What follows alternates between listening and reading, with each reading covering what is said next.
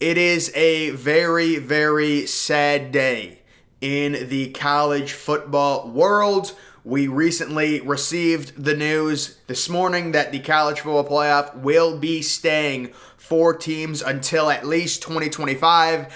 And what I think is going to happen is, 2025 comes, then they'll expand it to the 12 teams format where the first 4 teams get byes, and then you've got 5v12, 6v11, 7v10, 9v8, that format with the home games taking place on the actual college campuses. You'll get playoff games on college campus. But guys, this news is really a death blow to college football. College football is the only sport where, the playoffs are this exclusive, only 4 teams. You compare it to the NBA, the NFL, the MLB. Some people like that. They say it makes the regular season mean more. I say if you expand it to 12 teams with the first 4 teams getting byes, the regular season still means a ton. This just adds more to it.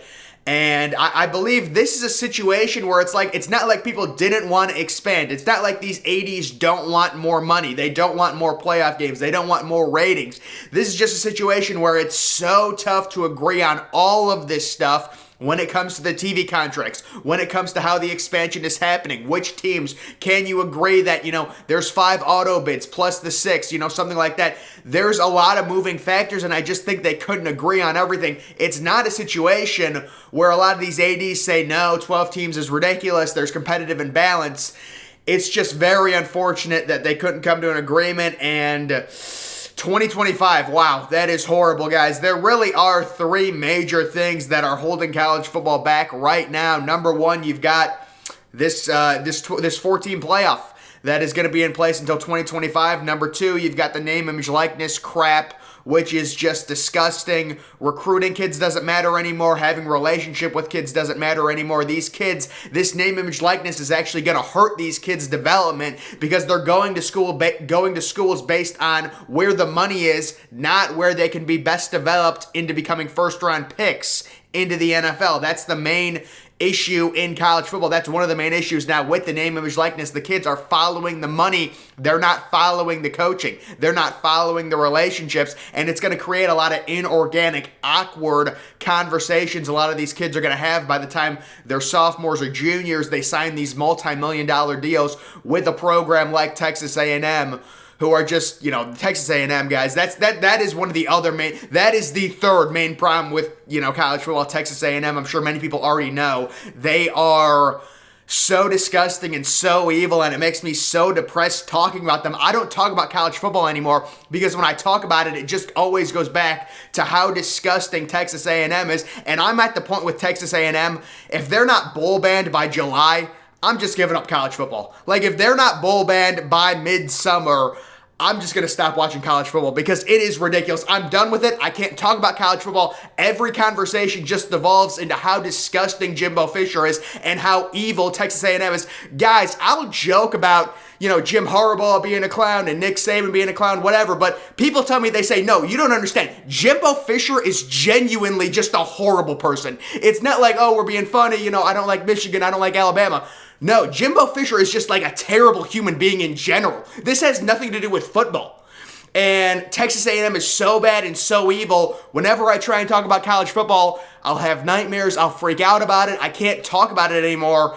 And I just hope they get bowl banned. But guys, the 3 main issues in college football, the 4-team playoff remaining, and again, I don't think this is a situation where these ADs don't want more money. They don't want more playoff games. They don't want more potential home games, a potential home playoff game. There are just so many logistics and factors.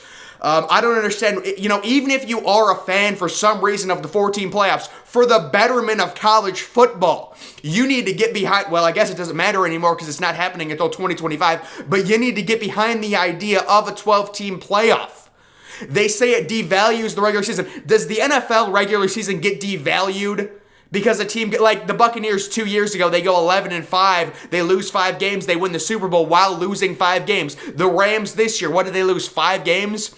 You lose 3 games in college football, your season's over. You lose 2 games. Clemson University, who was ranked number 2 overall in the preseason people, they by late September or early October, you lose 2 games, your season's over. That is ridiculous. And they're like, oh, it makes the regular season mean more. No, for someone like Clemson, it makes it mean way less because, by early October, you lose 2 games. There's no point. Your season's over. You're playing for nothing. It is ridiculous. It's the only sport, the MLB, you get teams, you get multiple teams in the playoffs. What do they have, 12 teams total make the playoffs out of 30? NBA, a ton of teams with 16, 8 in the East, 8 in the West. Well, now they have to play in, so it's even more.